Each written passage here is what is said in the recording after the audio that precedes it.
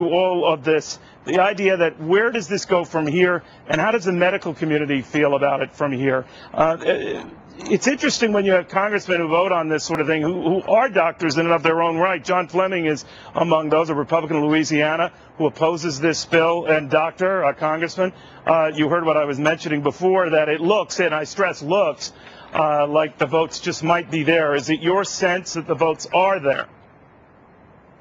Well, Neil, it's very difficult for me to tell because I'm not involved in the Democrat whip count, but I will say this.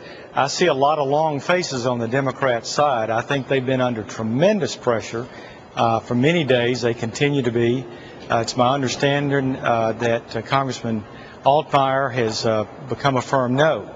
So, as you say, this is fluid. It could go back and forth. When they do that, Congressman, and then you have this Congressman Boyd who becomes a firm yes. So it's almost as if, as Michael Barone was telling us, the White House is right at the ready for every no announced with a new yes. And maybe the case of Congresswoman Costas is an indication of that they're actually comfortable. They're going to squeak this one through.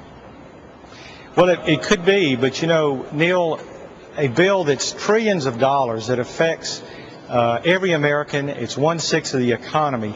If it's this difficult to pass it, that you have to pressure people and twist their arms, and you have to cut all sorts of backroom deals, is that really what the American people want? I can tell you that some of these decisions are being based on these fake CBO numbers that show that somehow this is going to be budget neutral.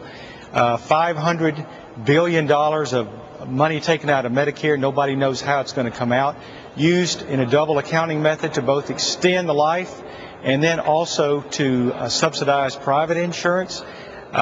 6 years of cost against 10 years of revenue. I mean, this thing goes on and on and on, Neil, and I think the average American is not being fooled by this. Okay. Congressman, thank you very, very much.